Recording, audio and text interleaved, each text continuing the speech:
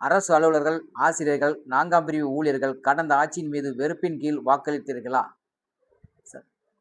கடந்த திராவிட முன்னேற்றக் கழக ஆட்சியில் தொடர்ந்து அரசு அலுவலர்கள், ஆசிரியர்கள், அலுவலக உதவியாளர்கள், அடிப்படை பணியாளர்கள், செவிலியர்கள், அங்கன்வாடி சத்துணவு ஊழியர்கள் போன்ற பல்வேறு அமைப்பை சார்ந்தவர்கள் தங்கள் கோரிக்கையை நிறைவேற்றச் சொல்லி தொடர்ந்து போராட்டம் நடத்தினார்கள்.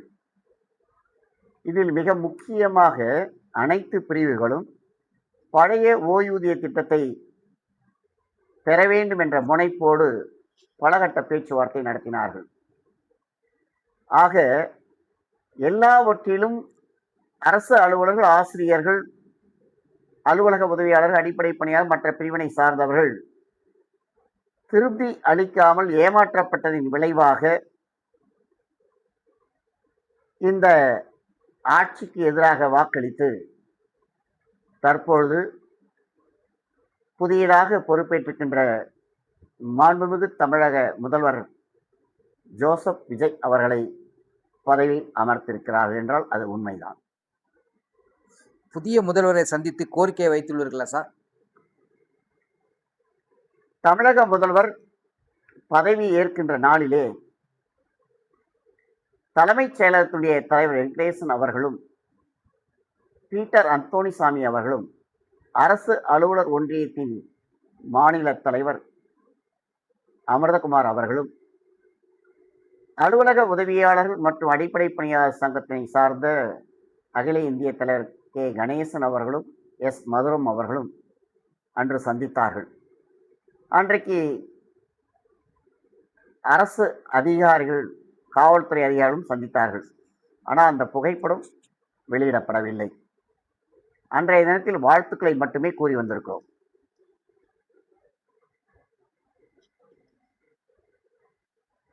சார், மாண்புமிகு முதலமைச்சர் அவர்கள் பழைய ஊதிய திட்டத்தை செயல்படுத்துவாரா?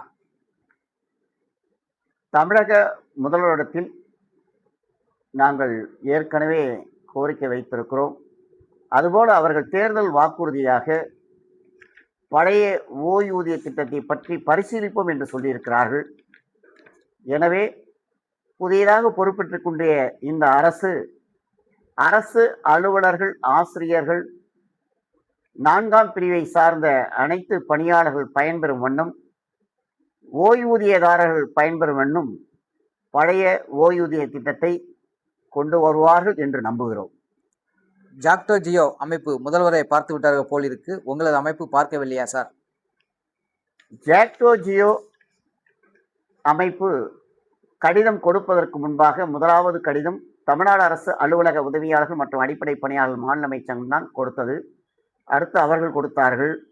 அடுத்து அரசு அலுவலர் ஒன்றியம் போன்ற பல்வேறு அமைப்புகள் கொடுத்தன. ஆனால் அன்றைக்கு எங்களுக்கும் ஃபோன் வந்தது. அதே போல அரசு அலுவலர் ஒன்றியத்துக்கும் ஃபோன் வந்தது. நாங்கள் தலைமைச் செயலகம் சென்றோம். ஆனால் 2 சங்கங்களுக்கு மட்டும்தான் அழைப்பு வந்திருக்கிறது என்று சொன்னார்கள். நாங்கள் முதலமைச்சர் 2 அவர்களை நேரில் சந்தித்து இதை பற்றி சொன்னோம். எங்கேயோ தவறு நடந்து விட்டிருக்கிறது, நீங்கள் அடுத்ததாக உங்களை அழைப்பதற்கு ஏற்பாடு செய்கிறோம் என்று சொல்லியிருக்கிறார்கள். அதன் சார்பாக நாங்கள் ஆன்லைன் மூலமாக அழைப்புக்கு பதிவு செய்திருக்கிறோம். இதைப்போல பல்வேறு சங்கங்கள் பதிவு செய்யப்பட்டிருக்கிறது. விரைவாக மாண்புமிகு தமிழக முதல்வர் அவரிடத்திலிருந்து அழைப்பு வரும் என நம்புகிறோம். வணக்கம் சார். அரசு பணியிடங்கள் எல்லாம் தனியார் மயமாக்கப்படுகிறதா? 1992ஆம் ஆண்டு முன்னாள் பாரத பிரதமர் திரு மன்மோகன் சிங் அவர்கள் காலத்தில் 0 பட்ஜெட் என்று கொண்டு வரப்பட்டு ஆட்குறைப்பு செய்யப்பட்டது. உலக வங்கியின் அழுத்தத்தின் காரணமாக அரசு ஊழியர்கள் அதிகமாக உள்ள காரணத்தினால் குறைக்கப்பட வேண்டும் என்ற நோக்கோடு டி பிரிவு பணியாளர்களை குறைக்க ஆரம்பித்தார்கள். அது படிப்படியாக இன்றைக்கு பல்வேறு பணியிடங்களையும் குறைக்கக்கூடிய ஒரு சூழல் வந்திருக்கிறது. மேலும் எல்லா துறைகளிலும் இன்றைக்கு கணனி மயமாக்கப்பட்டு அங்கே 8, 9 பணியாளர்கள் பணியாற்றுகின்ற அலுவலகத்திலே இப்பொழுது 2 பேர் பணியாற்றக்கூடிய சூழல் ஏற்பட்டிருக்கிறது. எனவே இப்படிப்பட்ட சூழலில் ஆட்குறைப்பு நடந்தது. ஆனால் பிற பணியிடங்களை எல்லாம் இன்றைக்கு தனியார் மயமாக்கப்பட்டு அந்த அரசு பணியிடங்கள் எல்லாம் இன்றைக்கு குறைக்கப்பட்டு வருகிறது.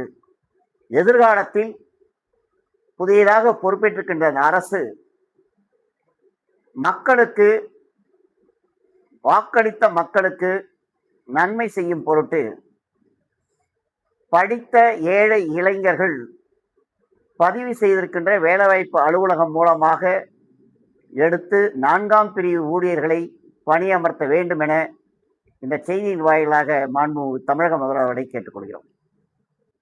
தலைமைச் செயலகத்தில் பணியாற்றக்கூடிய அலுவலக உதவியாளர்களை அரசு உதாசீனம் செய்கிறதா? அப்படி சொல்ல முடியாது. மாண்புமிகு தமிழக முதல்வர் அவர்கள் தலைமைச் செயலகத்தில் பணிபார்க்கின்ற அலுவலக உதவியாளர்கள் ஏற்கனவே அனைத்திந்திய அண்ணா திராவிட முன்னேற்ற கழக ஆட்சியிலும் அவர்கள் மாண்புமிகு அமைச்சர் அறைகளிலே டபேதாராகவும் சுபேதாராகவும் பணியாற்றியிருக்கின்றார்கள் என்ற நிலையிலே இந்த அலுவலக உதவியாளர்கள் நியமனம் செய்தால் அரசுடைய ரகசியம் போய்விடும் என்று எண்ணி அண்ணாமலை யூனிவர்சிட்டியில் பணியாற்றுகின்ற அலுவலக உதவியாளர் நியமனம் செய்யப்படுவதாக நாங்கள் அறிந்தோம். உடனடியாக மாண்புமிகு தமிழக முதல்வருக்கு வேண்டுகோள் வைத்து ஆட்சிகள் மாறலாம், ஆனால் அரசு பணியிலே நியமிக்கப்பட்டவர்கள் எந்த ஆட்சி வந்தாலும் அந்த ஆட்சியாளருக்கு உறுதுணையாக இருப்பார்களே தவிர அவளை அரசியல் கண்ணோட்டத்தோடு பார்க்கக்கூடாது. எனவே ஏற்கனவே இரு ஆட்சியில் நியமனம் செய்யப்பட்ட டபேதார்களை தவிர தலைமைச் செயலகத்தை இதுவரை மாண்புமிகு முதல்வரிடத்திலும் அமைச்சர் பெருமக்களிடத்திலும் பணியாற்றாத அலுவலக உதவியாளரை நியமனம் செய்யப்பட வேண்டும். வெளியிலிருந்து எடுத்து நியமனம் செய்யப்படுவதை தவிர்க்க வேண்டும் என கேட்டுக்கொள்கிறோம். ஏதாவது உங்க அமைப்பின் சார்பாக போராட்டம் அறிவித்துள்ளீர்களா சார்? தமிழகத்தில் எங்களுடைய அமைப்பின் சார்பாக எந்த போராட்டமும் இல்லை. அகில இந்திய மாநில அரசு 4ஆம் பிரிவு ஊழியர்கள் சம்மேளனத்தின் சார்பில் மத்திய அரசிடம் மாநில அரசிடம் பெற வேண்டிய கோரிக்கைகள் நிறைய இருக்கின்றன. அதன் வாயிலாக ஜூன் 7ஆம் தேதி புதுதில்லியில் உள்ள ஜந்தர் மந்தர் என்ற இடத்திலே 11 அம்ச கோரிக்கைகளை வலியுறுத்தி அனைத்து மாநிலத்தில் பணியாற்றக்கூடிய 4ஆம் பிரிவு ஊழியர்கள் கலந்து கொண்டு மாபெரும் கோரிக்கை ஆர்ப்பாட்டம் நடத்துவதாக இருக்கிறோம். கடந்த காலத்தில் ஜாக்டோ ஜியோக்கு போட்டியாக ஆரம்பிக்கப்பட்ட போட்டோ ஜியோ என்னானது சார்? ஜாக்டோ ஜியோ தனிப்பட்ட ஒரு அமைப்பல்ல. ஜாக்டோ ஜியோ என்ற ஒரு அமைப்பு முதலிலே கோட்டா ஜியோ என்ற அமைப்போடு ஒன்று சேர்ந்து ஒருமுகமாக பல்வேறு போராட்டங்களை நடத்தி பல்வேறு கோரிக்கைகளை வென்றிருக்கிறோம்.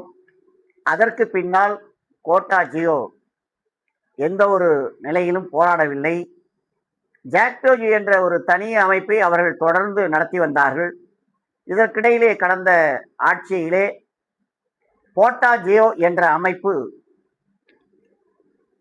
தமிழக அரசால் அங்கீகரிக்கப்பட்ட முதன்மை சங்கமான அரசு அலுவலர் ஒன்றியம், தமிழ்நாடு அரசு அலுவலக உதவியாளர் மற்றும் அடிப்படை பணியாளர்கள் மாநில மைய சங்கம், தமிழ்நாடு தொடக்கப்பள்ளி ஆசிரியர் கூட்டணி, தமிழ்நாடு பட்டதாரி ஆசிரியர் சங்கம், தமிழ்நாடு அரசு ஊழியர் சங்கம், தமிழ்நாடு மாநில அரசு பணியாளர் சங்கம், அரசு ஊர்தி ஓட்டுநர் சங்கம், நகராட்சி மாநகராட்சி கூட்டமைப்பு போன்ற பல்வேறு அமைப்புகள் ஒன்று கூடி அந்த போட்டோ ஜியோவை வைத்துதான் கடந்த ஆட்சியிலே பழைய ஓய்வு திட்டம் பெற வேண்டும் என்று இரு அமைப்புகளும் போராடி கடந்த ஆட்சியிலே தமிழ்நாடு உறுதியளிக்கப்பட்ட ஓய்வூதியம் என்று அறிவிக்கப்பட்டது.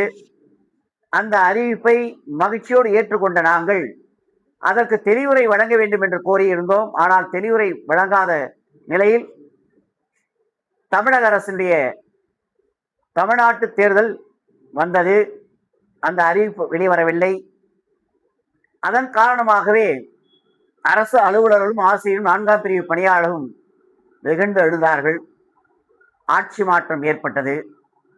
தற்பொழுது போட்டா ஜியோ விரைவாக மாண்புமிகு தமிழக முதல்வர் அவர்களை சந்திக்கும், அதற்குண்டான பணிகள் நடந்து கொண்டிருக்கிறது என்பதை தெரிவித்துக் கொள்கிறோம். இதுவரை பொறுமையாக பதிலளித்த சார் உங்களுக்கு மிக்க நன்றி சார். நன்றி.